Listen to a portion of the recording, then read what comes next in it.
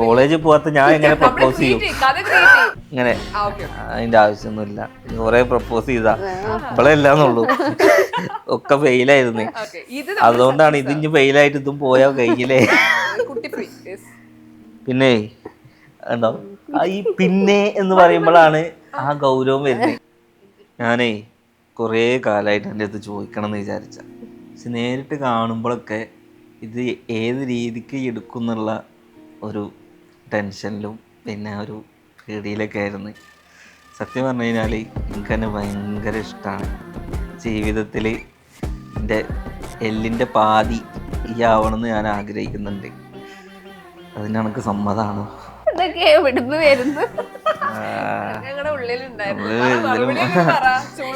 ഇങ്ങനെ ഇങ്ങനെ പറയുന്നത് വിചാരിച്ചില്ല കേട്ടോ. ഉള്ളില് സ്നേഹം എന്നല്ല, ഡെയിലി കണ്ടന്റ് ക്രിയേറ്റിന് എനിക്കൊരു പ്രപ്പോസ് ക്രിയേറ്റ് ചെയ്യാനാ പണി. ഇപ്പൊ നമ്മുടെ വീഡിയോ കാണുന്ന ആളുകൾക്ക് സന്തോഷം വരണമെങ്കിൽ എന്റർടൈൻമെന്റ് വേണം, അല്ലെങ്കിൽ ഇമോഷൻസ് വേണം, അവർക്ക് കണക്ട് ആവണ എന്തെങ്കിലും സാധനം വേണം. അപ്പൊ നമ്മളെ ആളുകൾ വാച്ച് ചെയ്യും. നമ്മൾ അഭിനയിക്കരുതെന്നുള്ളൂ ജീവിതത്തിൽ. അല്ല, അത് സ്നേഹം ഇല്ലാത്തതുകൊണ്ട് ഇപ്പൊ മക്കള് രണ്ടാവൂലല്ലോ.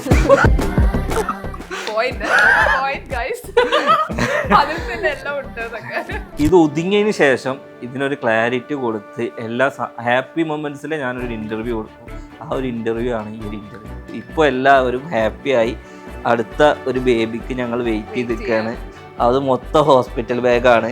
എല്ലാ ഹിമാലയത്തേക്ക് ടൂർ പോകണ മാതിരിയാണ് കെട്ടിയത്. എനിക്ക് വരെ ഉണ്ട്, ചെറിയ കുട്ടിക്ക് വരെ ബാഗിൽ കെട്ടിയിട്ട് ഈ പ്രസവിച്ച മാത്രം മതി. അലേഹ അലേഹനെ ഉമ്മനെ നമുക്ക് വിളിക്കാം. ഉമ്മക്ക് സിസ്റ്റേഴ്സ് ഉണ്ട് അല്ലേ? രണ്ടാളുണ്ട്. ഓലൊക്കെ ഉമ്മറ കഴിഞ്ഞ് വന്ന ആൾക്കാർ. ഉമ്മ വയ്ക്കണു, രണ്ടേട്ടത്തികള് വയ്ക്കണു, ഒരാങ്ങളെ വയ്ക്കണു. ആഗ്രഹം ഉണ്ടായിരുന്നു, നടക്കുന്ന ഒരിക്കലും വിചാരിച്ചില്ല. അതാണ് പറഞ്ഞല്ലേ സമയം. കണ്ണീരിൻ തിരമാലകളെ തട്ടത്തിൻ തുമ്പിലൊതുക്കി പുകയുന്നൊരു ചൂടിലും ഉമ്മ സങ്കടം ചൊന്നില്ല. കറക്റ്റ് വരിയാണ്. ജീവിതം പാട്ടാക്കിയതാണ്. ആ ആഗ്രഹങ്ങളൊക്കെ എന്ന് സാധിച്ചു എന്നുള്ളതാണ്. പോസിറ്റീവ് പറഞ്ഞ ആളുകൾ പിന്നെ നമ്മൾ നെഗറ്റീവ് പറയുമ്പോഴാണോ അത് ഭയങ്കര വിഷമമുള്ള കാര്യം തന്നെ. ഒരാളെ മരത്തുമ്മ കയറ്റി കഴിഞ്ഞിട്ട് അവിടുന്ന് പിടിച്ച് വെച്ചിട്ട് എന്തുണ്ടാവുക? നമ്മളെ കൂടെ നിൽക്കേണ്ട കുറച്ച് കമൻസ് നമുക്ക് ഫുൾ എതിരായിപ്പോയി. ഒരേ ആളുകൾ തന്നെ മാറി കുത്തിത്തിരിപ്പ് ഉണ്ടാക്കിയായിരുന്നു. നമ്മൾ തെറ്റ് ചെയ്യാതെ നമ്മളൊരാളെ പരാമർശിക്കുമ്പോൾ നമുക്കത് ഭയങ്കര വിഷമം. എന്ത് കാര്യത്തിലും നമ്മൾ തെറ്റ് ചെയ്തെടുക്കുകയാണെങ്കിൽ നമ്മളത് അക്സെപ്റ്റ് ചെയ്യും. പക്ഷെ അത് അതല്ലല്ലോ. അതായത് ഉമ്മാൻ്റെ കണ്ണ് നനയരുത് എന്ന് ഞാൻ ആഗ്രഹിച്ചിരുന്ന ഒരാളാണ്. പക്ഷെ ആ ദിവസങ്ങളിലൊക്കെ ഉമ്മാക്ക് ഉറക്കമുണ്ടായിരുന്നില്ല. ഫാമിലി മൊത്തത്തിൽ, അതായത് ഇല്ലേ, ഇനി ഒരിക്കലും ആരും ഒരുമിക്കാത്ത രീതിക്കുള്ള പ്രശ്നം വരെ ഇവിടെ ആയി. ന്യൂസിൻ്റെ വീഡിയോ കാണുമ്പോൾ ന്യൂസിൻ്റെ വീഡിയോയിൽ എന്തെങ്കിലുമൊക്കെ ഒരു മെസ്സേജ് എന്ന് പറഞ്ഞാൽ എങ്ങനെ ഉമ്മനെ നോക്കണം, എങ്ങനെ ഭാര്യയെ നോക്കണം, റൊമാൻറ്റിക്കിൻ്റെ അവിടെ വെക്കട്ടെ, എങ്ങനെ ഭാര്യയെ നോക്കണം, ഭാര്യ നോക്കണ കാര്യത്തിൽ എല്ലാം ചെയ്തു കൊടുക്കുന്നുണ്ട്. അതിൽ ഞാൻ ഒരു ഫ്ലോപ്പൻ, അത് എനിക്കും അറിയുന്ന കാര്യം. പക്ഷെ എന്തോ എൻ്റെ മൈൻഡ്. നമ്മുടെ കട്ടള തടിയല്ലല്ലോ, സ്റ്റീലല്ലേ? സ്റ്റീലോ? പെട്ര കട്ടളയോട് കൂടിയ സ്റ്റീൽ ഡോസ്, തടിയേക്കാൾ മികച്ചത്. ഇനി തടി കണ്ടെത്താനും തച്ചനെ തിരയാനും മെനക്കെടണ്ട. ഈടും ഉറപ്പും ഭംഗിയുള്ള പെട്ര വീടിന് നൽകും തടിയെ വെല്ലുന്ന തലയെടുപ്പ്. Petra, India's premium steel doors. അഴകിലും ഉറപ്പിലും കാലാതീതം. അതിന് എനിക്ക് സമ്മതമാണോ?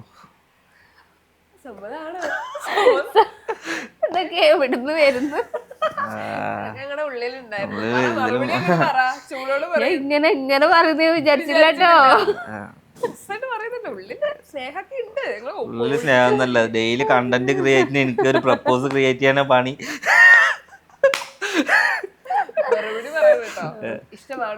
സമ്മതമാണ്. ഇത്രയും നന്നായിട്ട് പ്രപ്പോസലൊക്കെ ഉള്ള ഇങ്ങനെ പറയുന്നത് വിചാരിച്ചില്ല. കണ്ടോ, നല്ല ടാലന്റ് ഉള്ള ഒരാളാണ്. ഞങ്ങള് ഇതില് പറയുന്നുണ്ട് പെണ്ണിന്റെ വാരിയല് വളഞ്ഞിട്ടാണെന്ന് അല്ലേ? നിർത്താൻ നോക്കി നായയുടെ വാലും പെണ്ണിന്റെ വാലും ഒരിക്കലും നീരൂല. അതുകൊണ്ട് ഇവളെന്നെ ഇടക്ക് പറയും, ഞങ്ങള് കച്ചറ ഉണ്ടാവുന്ന ടൈമിലോട് പറയും, എന്ത് ഞങ്ങളെ നേരാക്കിയിട്ട് നിങ്ങൾക്ക് കാര്യമില്ല, കാരണം ഞങ്ങളെ വാരിയല് വളഞ്ഞിട്ടാണെന്ന്. ഞാൻ എന്നിട്ട് ഈ വളഞ്ഞ വാരിയല് നോക്കാം, എക്സ്റേ വരെ എടുത്ത് നോക്കി അത് നൂർത്താൻ പറ്റുമോ? നമ്മക്ക് എന്തേലും ഇങ്ങനെ ഉണ്ടായോണ്ടിരിക്കും. എനിക്കൊന്ന് ഉമ്മാനെക്കാട്ടി ഇപ്പം നന്നായിട്ട് അല്ല കൗണ്ടർ ഞാൻ പറഞ്ഞത് ഇപ്പൊ നമ്മളെ ചാനലിന്റെ വിജയം എന്ന് പറയും കൗണ്ടർ ഞാൻ ഉമ്മക്ക് ഇട്ട് കൊടുക്കും, ഉമ്മ അടിച്ചോളും. ഉമ്മ അടിച്ചില്ലാന്നുണ്ടെങ്കിൽ ഞാൻ എന്തെങ്കിലും പറയും. അപ്പൊ എന്താ ആളുകൾക്ക് ഇത് എന്റർടൈൻമെന്റ് ആണ് ഒരു മനുഷ്യന്റെ. ഇപ്പൊ നമ്മുടെ വീഡിയോ കാണുന്ന ആളുകൾക്ക് സന്തോഷം വരണമെങ്കിൽ എന്റർടൈൻമെന്റ് വേണം, അല്ലെങ്കിൽ ഇമോഷൻസ് വേണം, അവർക്ക് കണക്ട് ആവണ എന്തെങ്കിലും സാധനം വേണം. അപ്പൊ നമ്മളെ ആളുകൾ വാച്ച് ചെയ്യും. നമ്മൾ അഭിനയിക്കരുത് എന്നുള്ളൂ ജീവിതത്തിലും എവിടെയും. പക്ഷെ ഞാൻ ഉള്ള ഇത് അഭിനയിക്കല്ല, എൻ്റെ പേഴ്സൺ അങ്ങനെയാണ്, അതങ്ങനെ ആയിപ്പോയത്. സിറ്റുവേഷൻസ്, സാഹചര്യം ഒക്കെ അല്ല, അത് സ്നേഹം ഇല്ലാത്തതുകൊണ്ട് ഇപ്പൊ മക്കള് രണ്ടാവൂലല്ലോ.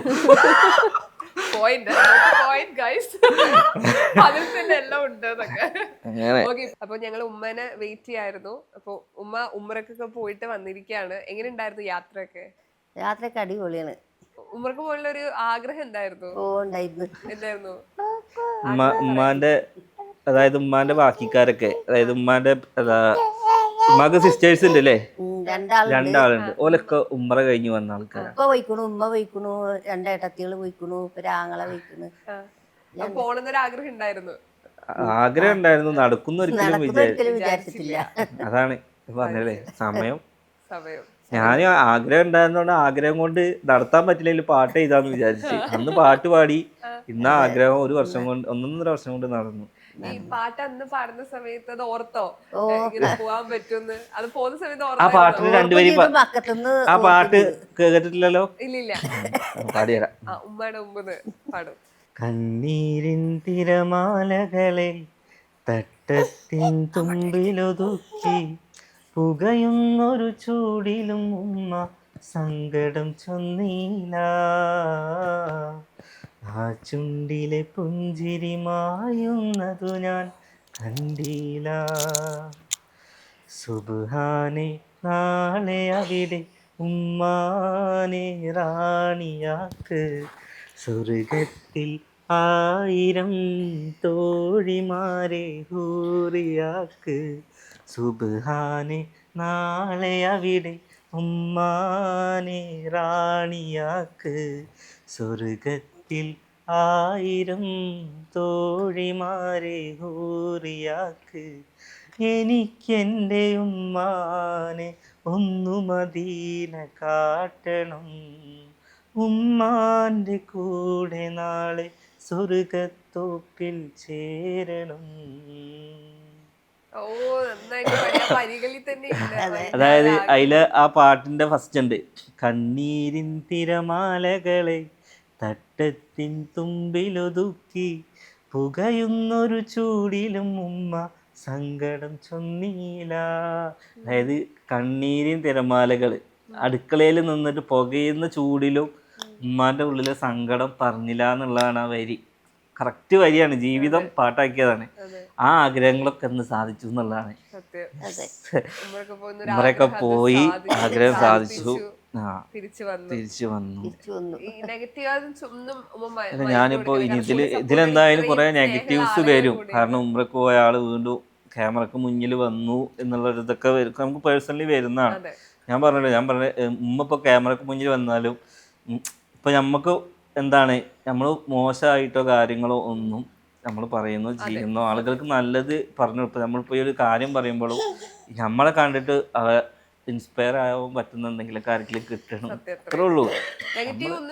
എന്തായാലും നെഗറ്റീവ് ഇപ്പൊ ഉമ്മ വിളിച്ചപ്പോൾ ഉമ്മ ഉണ്ടായിരുന്നില്ല. കാരണം എന്താ പറഞ്ഞത്, നെഗറ്റീവ് ആളുകൾ എന്നല്ല, നമുക്കും എന്താന്ന് വെച്ച് കഴിഞ്ഞാൽ നെഗറ്റീവ് പറയുമ്പോൾ എങ്ങനെ നോക്കും ഇതാക്കും അങ്ങനത്തെ ഒരു ചിന്തയാണ്. എന്തായാലും ഇപ്പോൾ 40 ദിവസം കഴിഞ്ഞാൽ ചിലപ്പോൾ ഉമ്മ വീണ്ടും ക്യാമറക്ക് മുന്നിലൊക്കെ വരും. നമ്മൾ ചെയ്യേണ്ടത് അവിടെ ചെയ്ത് ഇനി നമുക്ക് ചെയ്യാനുണ്ട് അല്ലേ. നമ്മളാരും പറ്റിക്കാതെയും വഞ്ചിക്കാതെയും ചതിക്കാതെയും ആളുകൾക്ക് നല്ലത് നമ്മളെയും കൊണ്ട് പറ്റുന്നതൊരു ചെയ്തു കൊടുക്കാന്നുള്ളതും നമ്മുടെ ജോലി കാര്യങ്ങളൊക്കെ നമുക്ക് നോക്കണമല്ലോ. ഞാൻ യൂട്യൂബിന്റെ പൈസക്ക് ഉമ്മാനെ വിട്ടിട്ടില്ല, അതെവിടെയും ഞാൻ പറഞ്ഞിട്ടില്ല. ഇപ്പം ആളുകളുടെ കമന്റ്സ് ഒക്കെ വരുന്ന സമയത്ത് നിങ്ങൾക്ക് പേഴ്സണലി വിഷയം ചിലപ്പോൾ നിങ്ങൾ അങ്ങനെ നമ്മൾ 2 കാര്യത്തിന് പോകാൻ മതി അല്ലേ, കക്കാനും വേറൊരു കാര്യത്തിന്. വേറെ നമുക്ക് എങ്ങനെയാണെങ്കിലും 20 പൈസ ഉണ്ടാക്കാം. അപ്പൊ എന്താ ഉമ്മ പോയി വന്ന്, ഉമ്മ മാത്രമല്ല അളിയന്റെ ഉമ്മ ഉണ്ടായിരുന്നു. അതുകൊണ്ട് എന്താ വെച്ചാൽ ഇവര് സേഫായി പോയി വന്നു. കാരണം എന്താന്ന് വെച്ച് കഴിഞ്ഞാല് ഒരു ബുക്കൊക്കെ ഞാൻ കൊടുത്തു വിട്ടായിരുന്നു എഴുതാൻ വേണ്ടിട്ട്. അതൊന്നും എഴുതിയിട്ടുണ്ടായിരുന്നില്ല. ഒന്നാമത് എഴുതാറിയില്ല. പിന്നെ നമ്മളെന്തായാലും എഴുതണ്. എന്നിട്ട് ഞാൻ തുണക്കാരത്തിനോട് ഒപ്പം ഇരിക്കണ വേറൊരു കുട്ടീനോട് എഴുതിക്കൂട്ടോ, 2 ഇരിക്കുന്നു. പിന്നെ ഒരു ആൻഡ്രോയിഡ് ഫോൺ കൊടുത്തുവിട്ടായിരുന്നു. ഇത് ബാക്ക് ക്യാമറ ആക്കാതെ കുറെ സെൽഫി മാത്രം ഉണ്ട് അതിൽ കിടക്കണം, അറിയാനിട്ടാണ്. എന്തായാലും അതൊക്കെ നമ്മള് ക്യാമറ എടുക്കാനോ അല്ലാതെ ഇതാക്കാനോ വിട്ടതല്ല. വീഡിയോ എടുക്കാനോ ഫോട്ടോ എടുക്കാനോ അല്ലല്ലോ അവിടെ പോയി നമ്മുടെ കാര്യം സാധിച്ചു നമ്മൾ പോകുന്നു. അതായത് വാപ്പാക്കുള്ള ഉമ്മയും കൂടി ഉമ്മ ചെയ്ത്, വാപ്പാക്കും വാപ്പാന്റെ ഉപ്പാക്കും ഒക്കെ ചെയ്തിട്ട് സമാധാനത്തിലാണ് അമേരിക്ക. ഒരുപാട് ടെൻഷനും വിഷമത്തോടെയാണ് ഉമ്മ പോകുന്നത്. തിരിച്ചു വരുമ്പോ സമാധാനത്തോടെയാണ് തിരിച്ചു വന്നിരിക്കുന്നത്. ഇപ്പൊ ആ സങ്കടത്തിലാണ്. കാരണം ഇന്നലെ 1.5 മണിക്കാണ് ചെറിയ പെങ്ങളും കുട്ടിയും പോണത്. അത് കാണും. അപ്പൊ പിന്നെ ആ റൂമിലേക്ക് നോക്കുമ്പോ കുട്ടിയില്ല. പിന്നെ എനിക്ക് കൊല്ലത്ത് ഇപ്പൊ അവര് പറയുകയാണെന്നുണ്ടെങ്കിൽ സത്യം പറഞ്ഞാൽ കുറെ ദിവസം അവര് നമ്മളൊപ്പം നിൽക്കണോണ്ടും ഇതാവുകൊണ്ട് നമ്മളെ കുടുംബത്തിലൊരു ബന്ധുക്കാരെ പോലെ നമുക്ക് പോലെ ഫീൽ ചെയ്തില്ല. കാരണം എല്ലാം കൊണ്ടും ഓല് ഈ പെരയില് നമ്മളെ കൂടെ തന്നെ വേണം. അല്ല ആരാണെങ്കിലും കുറെ ദിവസം നിൽക്കുമ്പോൾ നമുക്ക് എന്താവും, ഇപ്പൊ ഇവിടെ നോക്കുമ്പോൾ അവര് ഉള്ള മാതിരി ഫീൽ ആവും, അവിടെ നോക്കുമ്പോൾ അവര് ഫീൽ ആവും. അങ്ങനെ. പക്ഷെ നമുക്ക് പിടിച്ചെടുത്താണെന്ന് കഴിയില്ലല്ലോ, ഒരു പോലെ നാട്ടിൽ പോണോ.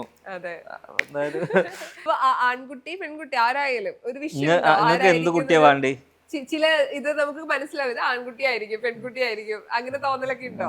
ആര് വേണമെന്നാ? ശരിക്ക് ഇന്ത്യയിൽ ഇതൊക്കെ നിരോധിച്ചാണ് ഡോക്ടർമാരോട് ചോദിക്കല്. പക്ഷെ ഇപ്പത്തെ പെണ്ണുങ്ങൾ എന്താക്കും, ഡോക്ടർമാരും കോടതിനേക്കാളും വലിയ ജഡ്ജിമാരാണ്. കാരണം യൂട്യൂബിൽ വന്നിട്ട് ഇത് ആന്റീരിയർ ആണെങ്കിൽ പെൺകുട്ടിയല്ല, കാരണം സ്കാൻ ചെയ്ത് വന്നിട്ട് ഇവിടെ നോക്കുകയാണേ. പിന്നെ നോക്കും ഹാർട്ട് ബീറ്റ് 155ന്റെ താഴെ ആണെങ്കിൽ അത് ആൺകുട്ടി. പിന്നെ ബിരുദ എന്തിനാ വെച്ചേ, അങ്ങനെ നോക്കണ കുറെ ആൾക്കാരുണ്ട് കേട്ടോ. അപ്പൊ തന്നെ ഞാൻ ഒരു കണ്ടന്റ് ആക്കി. ഓ മില്യണാ. കാരണം എനിക്ക് അതിന് എന്താ മനസ്സിലായെന്ന് പറയാം, എല്ലാരും അവരവരെ ഭാര്യമാരെ മെൻഷൻ ചെയ്തെടുക്കുക, എന്റെ ഭാര്യ ഇത് നോക്കൂ. പൊതുവേ ഈ നോക്കിയിട്ട് ഇപ്പൊ ഏറ്റവും കൂടുതൽ സ്കോർ ചെയ്തത് ആൺകുട്ടിയോ പെൺകുട്ടിയോ? അതൊക്കെ വെറുതെ അറിയാ. ചക്കരക്ക് ഇവിടെ ആന്റീരിയർ ആയിട്ട് ആൺകുട്ടിയല്ല, പോസ്റ്റീരിയർ ആയിട്ട് ഇവിടൊക്കെ പറഞ്ഞ ഞാനിത് വിശ്വസിച്ചാണ് നോക്കുമ്പോ പെൺകുട്ടി.